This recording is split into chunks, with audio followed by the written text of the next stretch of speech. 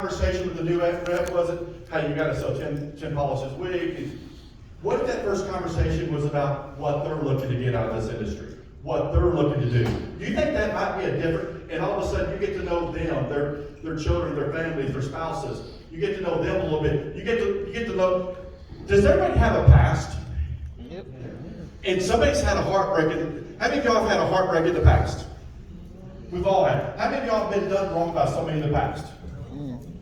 Okay? If you didn't raise your hand, yeah. She said it. I didn't say it, but she said it. She said it. I was going to say it, but she beat me to the punch. But all boarding new age, have that conversation with them. Get to know them. Find out what it is about them, what makes them tick. Because I'm telling you, whenever they're not producing at the levels they need to be producing to feed their families, that's when you need to go back and recap the conversation that you have with them. Now, here's the next one. I want to tell you the biggest mistake agency leaders make. To me, this is number one, okay? Spending the majority of their time with the non-engaged agents. Gabe Tavar, what does non-engaged mean to you? Someone that doesn't trust you, someone that's not following you or listening to your advice. Someone that's just not engaged. Someone's not trusting you, they're not attending the events, they're just not engaged. I've always had a rule, okay? Dave, years ago, when I first got management, I got management in 1997, okay? In a leadership role. And I thought I could make anybody successful. I truly believe that. I mean, if they were breathing, I could make them successful. I figured out, it didn't take me long to figure out I was wrong. I can't make everybody successful. Brian Thompson, are you able to make everyone that joins your agency successful? No. You can't. You can't. So I've always had a rule. When someone's career is more important to me than it is to them, the horse is dead, dismount. It's time to dismount. Let me read that again. I've always had a rule. When someone's career is more important to me than it is to them, the horse is dead, it's time to dismount. I got that rule in 1998 after a year of just banging my head against the wall. Okay? Because I was spending all of my time with the individuals that were not engaged, and I was ignoring the engaged. Because they're producing, they got it, they don't need me. So what happened then? They found out someone who did give attention. So now I spend my time with the engaged. Okay? Now, I'll help, but they got to get engaged if I'm going to help. Now, you want to walk alongside someone rather than trying to drag someone to success. Have you ever tried to drag a body? It's pretty exhausting if you try, okay? Tell me more. We do have this guy on our team from New Jersey. You know, I'm not sure if he's a part of the mafia or not, but he's told me stories. But you want to walk alongside people instead of trying to drag people. Is it a lot easier just to walk alongside somebody and hold their hand, or walk alongside somebody? You can walk a lot faster than dragging somebody, correct? Yes. Absolutely. So the biggest mistake is, so I want to encourage you, spend your time. Don't forget those who are engaged. Don't forget those who have given you everything that they've got. Don't forget that, because I promise you, it'll be one of your biggest regrets. It'll be your biggest mistake. Now, the number one key to success. There's not a bigger key to success. And I would argue with anybody in this entire room, here's the number one key to success. Build leaders. If you don't hear anything else I say this morning, remember this right here. Build leaders. You cannot build something truly special alone. Anybody here can build something truly special alone? No. I don't know your name, but you built an amazing organization. Have you done it alone? Not even close, huh? Clay, you built an amazing organization. Have you done it alone? Not even close. Not even close. You'll never build something truly special alone. Chris Harrington, y'all got an amazing operation down in Texas. Have y'all done it alone? No. When you build leaders, you go by multiplication rather than addition. Who likes multiplication and who likes addition? So you like multiplication, raise your hand. If you like addition, raise your hand. Nobody? It's a lot better. When you build leaders, you build by multiplication. You're multiplying yourself. When you don't build leaders, you're hoping, you're praying that you build that this year. You'll never build something truly special. There's no ceiling. I want you to remember this right here. Write this down. Read this every single day of your life. There's no ceiling and there's no stopping you when you build leaders. There's no ceiling and there's no stopping you when you build leaders. So, and obviously you got to support them with tools, resources, training, all the things that you need, but for them to be successful. So, does that make a little sense here? Yeah. Does everybody agree the number one is to build leaders? You've got to invest in your leaders. What do people want?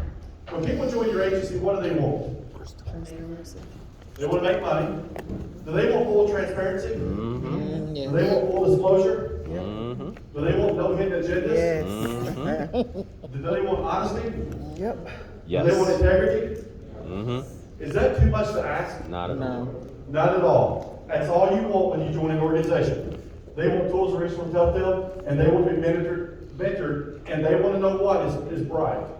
There. Their future is bright. They want to know that there's a path, that their future is bright.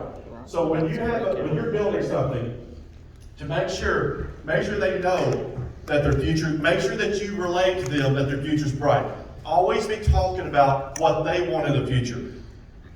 Ty, how many people did you meet with this year? And Ty's the director for Medicare to help them set goals for 2025 for Medicare. About 70 ages already, and he's still got some more to do. These are people that are truly engaged. High producers already. But still, they have goals. They want to know that their future is bright. Do everything you possibly can to engage with those individuals, individuals on your team. Now, set the builders up for success with high commission levels. I'm not saying the brand new agent where you're spending an enormous amount of time training and developing. I'm talking about your builders.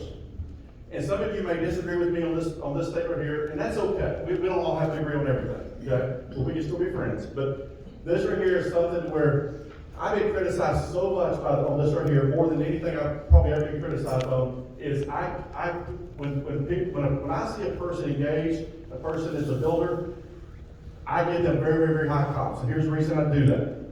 Because it gives them more money to reinvest back into their business. It gives them more money to reinvest. It gives them more money for prospecting and marketing. What happens when you prospect and market? You sell more, right? So think about the Walmart philosophy. Walmart's margins are smaller, but Walmart sells more than maybe Amazon now, but Walmart is the number one retailer in the world. But their margins were smaller, but they did on volume. Now, so they did on volume, but they built an amazing company here. Give me so much time to look. Okay, assistants. How many of y'all have a great assistant? Okay, those who did not raise your hand, let's do a little math problem here real fast. I love math. I love math. And I love numbers. So assistants. So let's just say, somebody give me an average case size.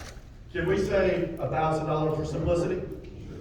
$1,000 for simplicity. So let's just say you got to pay a person a great assistant, $50,000 a year. Okay? How many extra cases a week do you need to sell to cover that assistant? One case, right?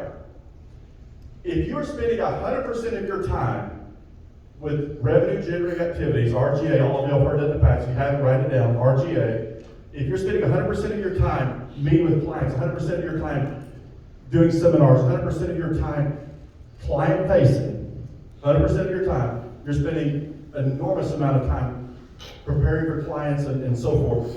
And you have somebody else that does all the does customer service work bog you down? Yep. Does it bog you down? Customer service work bogs you down. What if you got somebody setting all your appointments? What if you have somebody doing all the customer service work? What if you have somebody just take care of everything except meeting with the clients? They take care of the CRM on the back end. They follow up the cases to make sure the paragraph was done, or to make sure the signature was received, make sure the form was completed. Everything that needs to be done, they take care of. If you had somebody doing all of that, do you think you could sell one extra case a month? Or week, or one extra case a week? Yeah. One extra case a week. I'm telling you, I know some of you are saying, well, I can't afford $50,000 or $30,000. Depends on where you're at, maybe 30,000, maybe 40,000, maybe 50. I don't care if you start part-time and it's 12,000. I don't care what the number is. Get an assistant, it will make a difference. It is one of the greatest things, one of the greatest investments you ever make is in a great assistant. So if you're an individual sitting here today and says, I don't have one, I can't afford one, I'm telling you, you can't afford not to have one.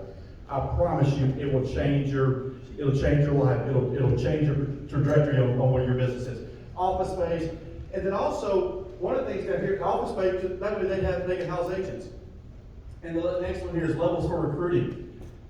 What if, when they go out and recruit, sometimes they run across pretty high producers, right?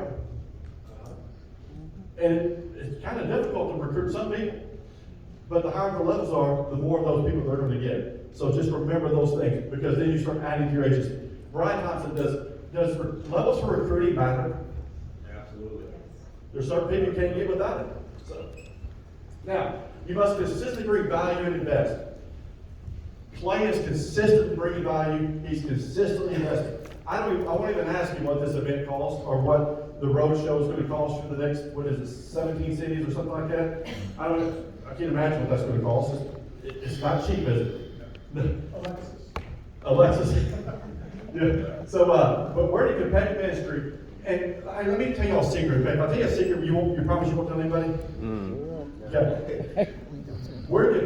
This is a secret for y'all, everybody here. We're in competitive industry. People are constantly after your best agents and your best team leaders. Don't tell anybody I told you that, but people are constantly after them. They're constantly after them. You have to bring value. I don't know how many times you can write value on the sheet of paper you've got in front of you. I write it as often until it ingrains in your head. Value. When you stop bringing value, what happens? Growth stops. You have to bring value. Money spent wisely is an investment. Money not spent wisely is what? It's an expense. Would you rather spend money on an investment or an expense? Investment. An investment. Absolutely. So you must consistently bring value all the time. You must consistently bring value and invest in your business. Now, I'm going to run through several things here. I'm just showing you these to give you some ideas of stuff you can do for your team, okay? That's all I'm doing here, just trying to give you some ideas of stuff you can do. These are things like Clay does. These are things that our agency does. And if your agency's not doing these, if you're a team builder, I don't care how, Clay, did you start out doing 17 cities when you started? No, you started out with 1 or 2. You know, your event here, it's a huge 150 people, 160, whatever the number is. Did it start, has it always been 150, 160? No, what was the first one? 15 people? You start at 15 and then it's just grown. But it was the power of the event, right? It was the power of the event. And so events. Do y'all have anybody here have remote agents? And I've only got about 2 minutes left. So anybody have remote agents? Do your remote agents ever feel like they're on an island? They're alone? Okay? They're out there all by themselves, they feel like, from time to time, right? They feel like that. That's why these events are so important. Like we have a leadership event every January, a retirement event every February.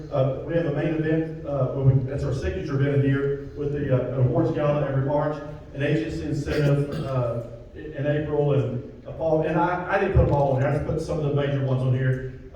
And so, why don't we do the fall meeting right there in September, right before what? Open Medicare and health insurance season. Right before that, we want to give them the motivation. We want to do best practices and all the training, support, and all those type of things. So, now, again, there's so many things that you can do. You can support agents with retirement seminars, with Medicare seminars. If your agents are in final expense, with telesales events, and we do all those things. And I'm just running those things here. Again, I'm giving you ideas. You've got to think outside the box. It can't be a situation. One of the best things a leader can do is to always think outside the box and be creative. You've got to be creative and think outside the box. Trainings. We have trainings every day. I'm telling you, you don't have to do it every day, but if you're a leader and you're not doing trainings on a consistent basis, you truly missing the mark here. And so trainings every single day. Monday morning we have a launch call. I'd encourage you, do a launch call every Monday morning with your team. So what is a launch call? Tell me Chris, what's a launch call? Getting the team together, focusing them for the week, celebrating wins, telling them what's coming up for the week, coming alongside and getting their mindsets right for the week. There you go. I couldn't have said it better myself. Okay, you'll see here that, now also, the organization that you're a part of, you have a lot of tools, resources, training, support. Does agents know about everything that's available? do we just, I gotta tell you this right here, okay? What's one of the things, this right here kills me, I hate this right here is something to where, it just absolutely, I hate this. I hate when I hear a leader, I'm gonna call this person a manager instead of a leader, go to a brand new agent that just joined and say, hey, let me know if I can ever help you. What's wrong with that statement? They don't even know what questions to ask. They don't know what they need help on. They have no clue. They have no clue what they need help on. It's strictly a statement to where you've got to bring the ideas to them. A brand new agent that joins, Stephen, do they even know what questions to ask? They don't know what they don't know. They do not know what they do not know. So I'm just telling you, make sure, and so like we have an onboarding call, teach you all the tools, resource, training support, who to contact, all those things. So I'm just telling you some great ideas for you